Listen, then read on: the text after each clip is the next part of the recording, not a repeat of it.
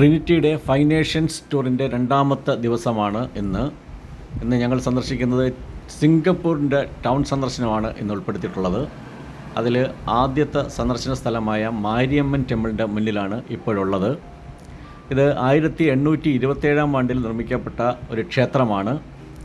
വാസ്തുവിദ്യ കൊണ്ടും ചരിത്രപരമായ പ്രാധാന്യം കൊണ്ടും ലോകപ്രശസ്തമായ ഒരു ക്ഷേത്രമാണ് ശ്രീ മാരിയമ്മൻ ടെമ്പിൾ. ഇത് സിംഗപ്പൂരിലെ ചൈന ടൗണിലാണ് സ്ഥിതി ചെയ്യുന്നത്.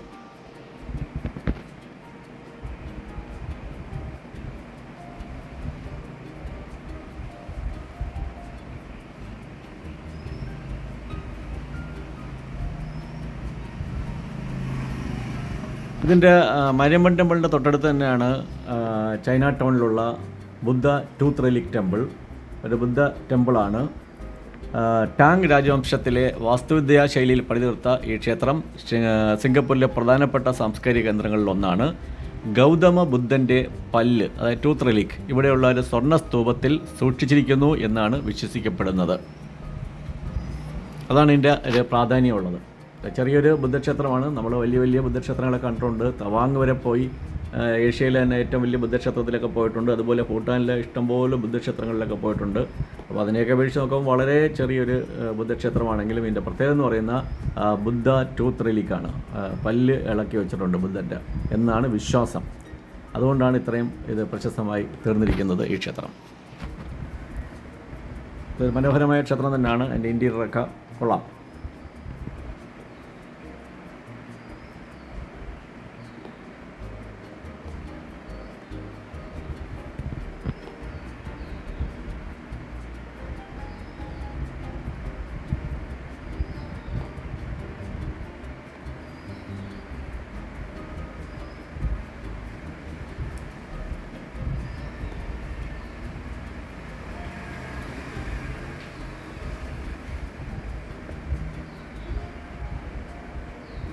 ബുദ്ധക്ഷേത്രം സന്ദർശിച്ച് കഴിഞ്ഞപ്പോൾ തന്നെ ഉച്ചഭക്ഷണത്തിനുള്ള സമയമായി. ഉച്ചഭക്ഷണം അറേഞ്ച് ചെയ്തിരിക്കുന്നത് ലിറ്റിൽ ഇന്ത്യ ടൗണിൽ തന്നെയുള്ള ഗായത്രി റെസ്റ്റോറൻറ്റിലാണ്. അപ്പോൾ ഗായത്രി റെസ്റ്റോറൻറ്റിലേക്ക് ഞങ്ങൾ വന്നിരിക്കുന്നത്. അത്യാവശ്യം നല്ല ഫുഡൊക്കെ തന്നെയാണ് ഇവിടെ ഒരുക്കിയിരുന്നത്. ഇപ്പോൾ ഞങ്ങൾ സെൻറ്റോസ ഐലൻഡിലേക്ക് പോയാണ്. പോകുന്ന വഴിക്ക് ഇവിടുത്തെ ജയൻറ്റ് വീൽ കണ്ടു. ഇങ്ങനെ ചെറുതായിട്ട് റൊട്ടേറ്റ് ചെയ്തുകൊണ്ടിരിക്കും. ഇച്ചിരി സ്ലോപ്പിലാണ് കിടക്കുന്നത്. സിംഗപ്പൂരിൻ്റെ കാഴ്ചകളാണ്.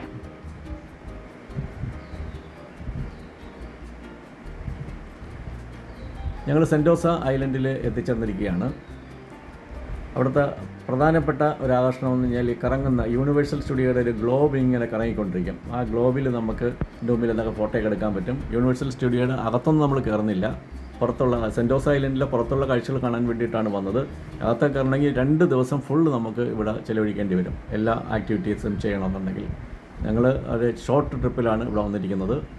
അപ്പോൾ അതിൻ്റെ ഒരു വീഡിയോ ഒക്കെ എടുത്തു യൂണിവേഴ്സൽ സ്റ്റുഡിയോയുടെ. ഇപ്പോൾ ഞങ്ങൾ പോകുന്നത് ഇവിടെ ഒരു മോണോ റെയിലുണ്ട്. ആ മോണോ റെയിൽ സന്ദർശിക്കാനായിട്ടാണ് പോകുന്നത്.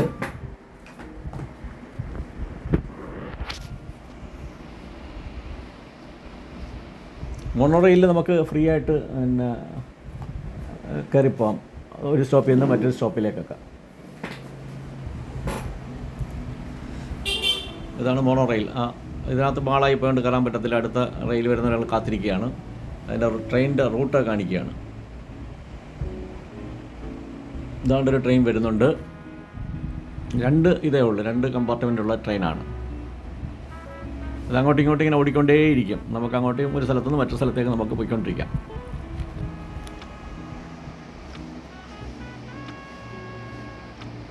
ഈ ട്രെയിനിൻ്റെ പ്രത്യേകത എന്ന് പറയുന്നത് ഇതിനകത്ത് ഡ്രൈവറൊന്നുമില്ല, ലോക്കോ പൈലറ്റൊന്നുമില്ല. അല്ലാതെ ഓട്ടോമാറ്റിക്കായിട്ട് ഇത് ഓടിക്കൊണ്ടിരിക്കും. ഓരോ സ്റ്റോപ്പിലും വന്ന് നിർത്തുകയും ചെയ്യും. മാനുവലായിട്ടുള്ള ഒരു പരിപാടി ഇതിനകത്തില്ല. 2 കമ്പാർട്ട്മെൻ്റ് ഉണ്ട്. കമ്പാർട്ട്മെൻറ്റിൽ ആൾ കയറുന്നു, ഡോർ അടയുന്നു, പോകുന്നു, അടുത്ത സ്റ്റോപ്പിൽ നിർത്തുന്നു, ആളെ കയറ്റുന്നു, പോകുന്നു. ഇത്രയേ ഉള്ളൂ.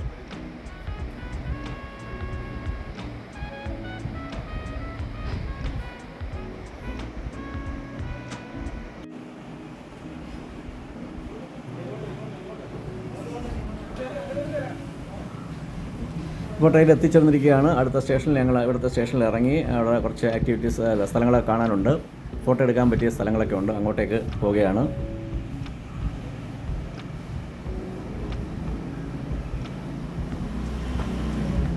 ഇവിടെ ഗാർഡനൊക്കെ ഉണ്ട്. അങ്ങനെ കുറേ സീരീസ് ഓഫ് ഇൻസ്റ്റലേഷൻസൊക്കെ ഇവിടെ ഉണ്ട്. ഇവിടെ നിന്ന് കുറേ നടന്ന് നമുക്ക് അങ്ങേ അറ്റത്ത് വരെ പോകാനായിട്ട് പറ്റും. അവിടെയൊക്കെ കുറേ ഇങ്ങനെ അലങ്കരിച്ചൊക്കെ വെച്ചിട്ടുണ്ട്. ഫോട്ടോ സ്പോട്ടുകളാണ്, ഫോട്ടോ എടുക്കാൻ പറ്റിയ സ്ഥലങ്ങളാണ്. ഇവിടെയൊക്കെ ഒന്ന് ഗ്രൂപ്പ് ഫോട്ടോയും സിംഗിളായിട്ടും ഗ്രൂപ്പായിട്ടും ഒക്കെ നമുക്ക് ഫോട്ടോ എടുക്കാം. അതിനുവേണ്ടി ഒരുക്കിയിരിക്കുന്ന സ്ഥലമാണ് ഇവിടെ. ഇവിടെ ഒരു ഡ്രം വെച്ചിട്ടുണ്ട്, നമുക്ക് അടിച്ചു നോക്കാം. അതിൻ്റെ ഫോട്ടോയൊക്കെ എടുക്കാം, വീഡിയോ എടുക്കാം.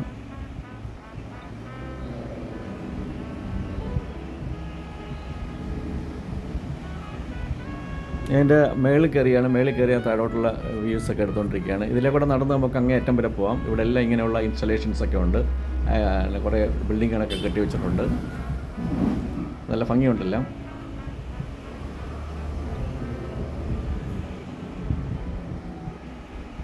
നല്ല ഫ്ലവേഴ്സൊക്കെ നല്ല ഭംഗിയുള്ള ആണ്. ഇവിടെ എന്തൊക്കെ ഇങ്ങനെ ഉണ്ടാക്കി വെച്ചിട്ടുണ്ട്. അതിൽ ഗാർഡനൊക്കെ ഉണ്ട്. ഒരു കുതിരയൊക്കെ നിൽപ്പുണ്ട്. എല്ലാം ഈ ഫോട്ടോ എടുക്കാൻ വേണ്ടിയിട്ട് ഒരുക്കി വെച്ചിരിക്കുന്ന സ്ഥലങ്ങളാണ്. അല്ല പ്രത്യേകിച്ച് വേറെ കാര്യങ്ങളൊന്നുമില്ല ഇവിടെ.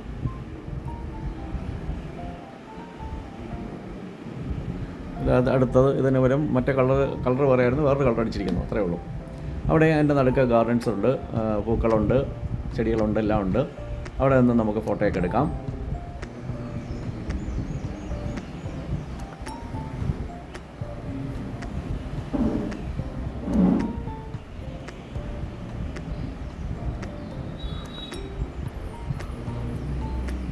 അടുത്ത ഞങ്ങൾ കടൽ തീരത്തേക്ക് പോകാനുള്ള ട്രാമിൽ കയറാൻ പോവുകയാണ്. അത് ഫ്രീ ട്രാമാണ്. നമുക്ക് 4-5 കടൽ തീരം കാണിച്ച് വേണമെങ്കിൽ ഇറങ്ങി അടുത്ത ട്രാമിൽ കയറി നമുക്ക് തിരിച്ചു വരാം. ഞങ്ങൾക്ക് സമയമില്ലാത്തതുകൊണ്ട് ഞങ്ങളൊക്കെ ഇതിൽ തന്നെ ഇരിക്കുകയാണ്. പോയിട്ട് അതേ വണ്ടിയിൽ തന്നെ തിരിച്ചു വരാനായിട്ട് ഒന്ന് ജസ്റ്റ് ഒരു റൗണ്ട് ട്രിപ്പ്. ഇങ്ങനെ പോകുമ്പോൾ നമുക്ക് ആ കടൽ ബീച്ചസിലൊക്കെ ഇറങ്ങാം, അവിടെയൊക്കെ എൻജോയ് ചെയ്യാം. അടുത്ത വണ്ടിയിൽ കയറി വരാം, അടുത്ത സ്ഥലത്തിറങ്ങാം, തിരിച്ചു പോകാം. ഇങ്ങനെയൊക്കെ നമുക്ക് ആക്ടിവിറ്റി ചെയ്യാം. അവിടെ അതെല്ലാം ഫ്രീ ആണ്. ഇതിനകത്ത് കയറുന്നതൊക്കെ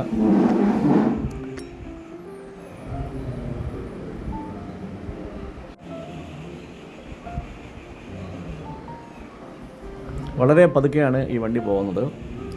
അത് സ്ഥലങ്ങളൊക്കെ കാണാൻ വേണ്ടിയിട്ടാണ് ഇത്രയും പതുക്കെ ഇത് ഓടിച്ചു പോകുന്നത്. ഫോട്ടോ എടുക്കാനും വീഡിയോ എടുക്കാനൊക്കെ അവസരത്തിന് വേണ്ടിയിട്ടാണ് ഇത്രയും സ്ലോയിൽ ഇത് പോകുന്നത്. ഈ സ്ലോയിൽ പോകുന്നത് തന്നെയാണ് അതിൻ്റെ ഒരു ഭംഗി എന്ന് പറയുന്നത്. ഇതിൻ്റെ കുറേ ഹോട്ടൽസൊക്കെ ഉണ്ട് ഇവിടെയൊക്കെ നമുക്ക് വന്ന് താമസിക്കുകയൊക്കെ ചെയ്യാം.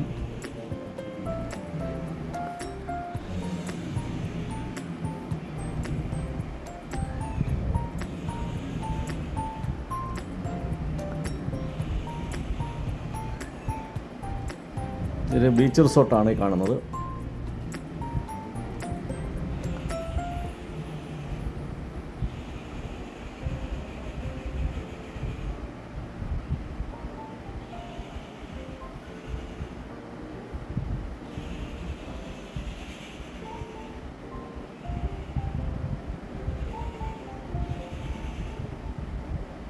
ഞങ്ങൾ തിരിച്ചു വരികയാണ്. ഇവിടം വരെ ഉള്ളു ട്രെയിൻ അല്ലെങ്കിൽ ട്രാം.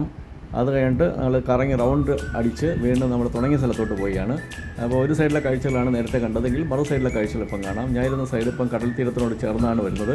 ഇനി പോകുമ്പോൾ മൊത്തവും കടലിനോട് ചേർന്നിട്ടാണ് പോകുന്നത്. കടലിൻ്റെ വ്യൂ കിട്ടും, നമുക്ക് ബീച്ചസിൻ്റെയും വ്യൂ കിട്ടും. ഇപ്പോൾ ഇതൊരു കടൽ തീരമാണ്. ഓരോന്നിനും ഓരോ പേരൊക്കെ ഉണ്ട്.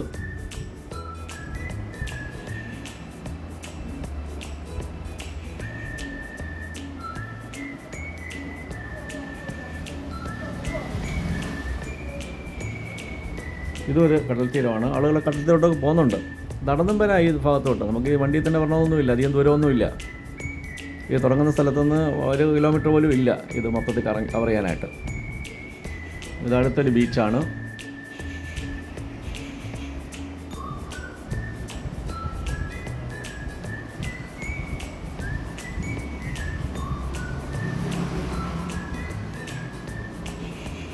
എമറാൾഡ് പവിലിയൻ, അതൊരു ബീച്ചാണ്.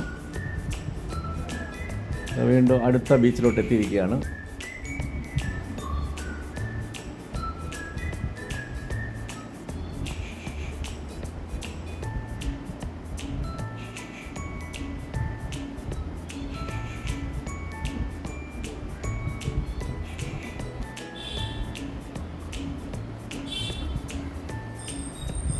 ഇതൊരു ബീച്ചാണ്. അങ്ങനെ കുറേ ബീച്ചസ് ഉണ്ട്, സീരിയസ് ആയിട്ട് കുറേ ബീച്ചസ് ഉണ്ട്. എല്ലാം നടന്ന് പോകാൻ ദൂരത്തിലാണ്. അങ്ങനെ ഞങ്ങൾ ഏകദേശം തിരിച്ചെത്തിയിരിക്കുകയാണ്, തുടങ്ങിയ സ്ഥലത്തേക്ക് എത്തിയിരിക്കുകയാണ്.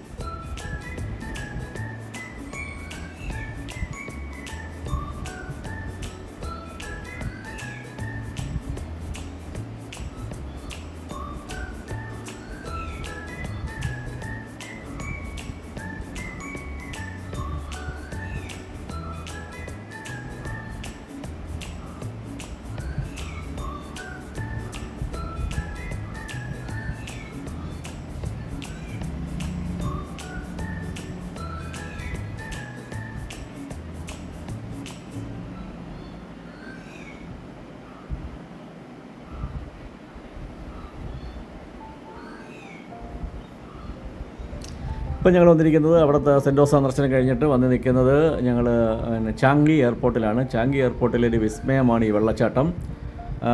ലോകത്തിലെ തന്നെ ഏറ്റവും വലിപ്പമേറിയ ഏറ്റവും ഉയർന്ന വെള്ളച്ചാട്ടമാണ് ഈ കാണുന്നത്.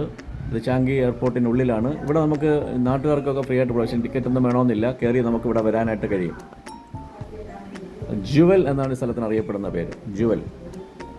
അതായത് എയർപോർട്ട് കാണുമ്പോൾ ഒരു ജുവലിൻ്റെ ഷേപ്പിലാണ് നമ്മൾ ആകാശ ദൃശ്യം കാണുന്നത്, അതാണ് ജുവൽ എന്ന് പറയുന്നത്. അങ്ങനെ വെള്ളച്ചാട്ടം കാണാനായിട്ട് വന്നതാണ് ഇവിടെ.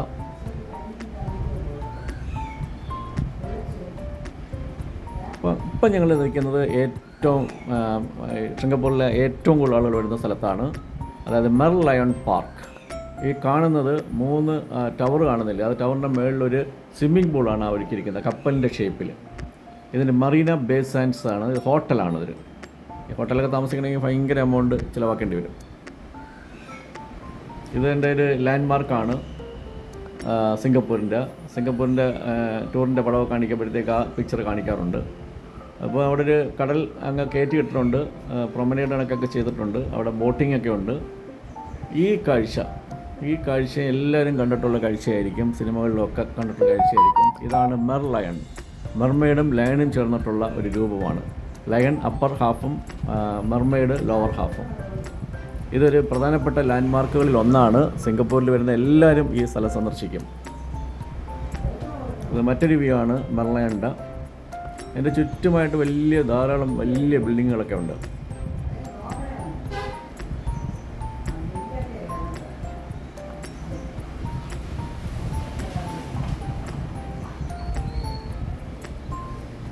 മെർൽ ലയണിൻ്റെ മറ്റൊരു കാഴ്ചയാണ്. ആൾക്കാർ ഫോട്ടോ എടുക്കാം, ആ കയ്യിലോട്ട് ഈ വെള്ളം വന്ന് വീഴുന്നതിനൊക്കെ നമുക്ക് ഫോട്ടോ എടുക്കാനായിട്ട് പറ്റും. പിന്നെ അല്ലെങ്കിൽ കാണിച്ചിട്ട് വായിലോട്ട് ഈ വെള്ളം വീഴുന്നതിനൊക്കെ ഫോട്ടോ എടുക്കാനൊക്കെ പറ്റും. ഇപ്പോൾ നിൽക്കുന്ന മറീന ബേ സാൻഡ്സിലാണ്, ആ ഹോട്ടലിൻ്റെ താഴെയുള്ള പ്രദേശമാണ്. ഇവിടെ വന്നിരിക്കുന്നത് സ്പെക്ട്ര എന്നുള്ള വാട്ടർ ലേസർ ഷോ കാണാനായിട്ടാണ് വന്നിരിക്കുന്നത്. അത് കുറേ നേരത്തെ മുമ്പ്, ഞങ്ങളൊരു അരമണിക്കൂർ മുമ്പേ ഞങ്ങൾ എത്തിയിട്ടുണ്ട്. 7 മണിക്കാണ് ഷോ തുടങ്ങുന്നത്, 15 മിനിറ്റാണ് ഷോ ഉള്ളത്. നല്ല സീറ്റ് പിടിക്കാൻ വേണ്ടിയിട്ടാണ് നേരത്തെ എത്തിയത്. ഇവിടെ ഒരു ഷോപ്പിംഗ് മാളൊക്കെ ഉണ്ട് ആ ഹോട്ടലിൻ്റെ താഴെ.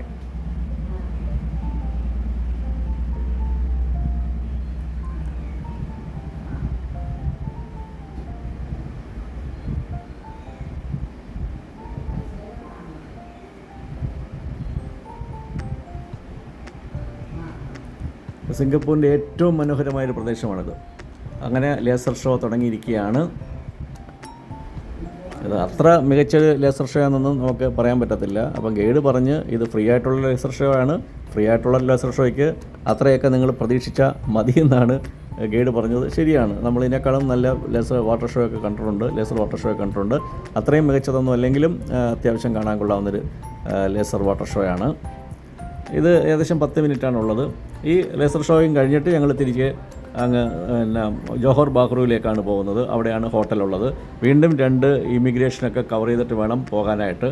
രാത്രി 10 മണിയെങ്കിലും കഴിയും ഞങ്ങൾ ഹോട്ടലിൽ എത്തിച്ചേരാനായിട്ട്, ഇതൊക്കെ കഴിഞ്ഞതിന് ശേഷം. അപ്പോൾ ഒറ്റ ദിവസം കൊണ്ട് കുറേയേറെ കാഴ്ചകൾ ഞങ്ങൾ സിംഗപ്പൂർ കണ്ട്. യൂണിവേഴ്സൽ സ്റ്റുഡിയോ അകത്ത് കയറിയില്ലെന്നേ ഉള്ളൂ. അകത്ത് കയറി കഴിഞ്ഞാൽ എല്ലാം ഞങ്ങൾ കൂടെ വന്നവരെല്ലാം തന്നെ പ്രായം 60 വയസ്സിന് മേളിൽ പ്രായമുള്ളവരാണ്. അവർക്കൊന്നും എൻജോയ് ചെയ്യാൻ പറ്റുന്ന റൈഡുകളൊന്നുമല്ല അവിടെ ഉള്ളത്. അതുകൊണ്ട് കയറിയാലും വലിയ നഷ്ടമാണ്. ഒരു 10,000 രൂപ അല്ല 15,000 രൂപ കൊടുത്ത് കയറി ചുമ്മാ വായി നോക്കിയിട്ട് വരാമെന്നേ ഉള്ളൂ. അതിനേക്കാളും നല്ലത് പുറത്തുള്ള കാഴ്ചകൾ കണ്ടിട്ട് വരുന്നത് തന്നെയായിരുന്നു നല്ലത്. ചെറുപ്പക്കാർക്കൊക്കെ പോവുകയാണെങ്കിൽ അതിൻ്റെ റൈഡുകളിലൊക്കെ കയറാം, എൻജോയ് ചെയ്യാനായിട്ട് പറ്റും. നമ്മളെ വീഗലാൻഡിൽ പോകുന്ന പോലെ, അല്ലെങ്കിൽ റാമോജി റാവു ഫിലിം സിറ്റിയിൽ പോകുന്ന പോലെ, അങ്ങനെയൊക്കെയാണ് അവിടെ അറേഞ്ച്മെൻറ്റ് ഉള്ളത് ഈ യൂണിവേഴ്സൽ സ്റ്റുഡിയോയിൽ. അപ്പോൾ ഇത് അത്യാവശ്യം കാര്യങ്ങളൊക്കെ ഞങ്ങൾ ഒറ്റ ദിവസം കൊണ്ട് സിംഗപ്പൂരിൽ കവർ ചെയ്തിട്ടുണ്ട്. ഇത്രയൊക്കെ കണ്ടാൽ മതി, ഒരു രാജ്യം കണ്ടെന്നുള്ള ഒരു ഇതും കൂടെ വരും. പിന്നെ പാസ്പോർട്ടിൽ സീലൊന്നുമില്ല, എല്ലാം സെൽഫ് ഇമിഗ്രേഷൻ സ്കാൻ ചെയ്തിട്ടാണ് കയറി പോകുന്നത്. അതുകൊണ്ട് നിങ്ങൾ പോയതിന് തെളിവ് ചോദിച്ചു കഴിഞ്ഞാൽ നമുക്ക് കാണിക്കാനൊന്നുമില്ല സിംഗപ്പൂരിൽ പോയതിൻ്റെ. കാര്യം ഞാൻ പാസ്പോർട്ടിൽ ആ സീൽ വരത്തില്ല സിംഗപ്പൂരിൽ പോയതിൻ്റെ. അപ്പം കാഴ്ചകളൊക്കെ കഴിഞ്ഞു സിംഗപ്പൂരിൽ.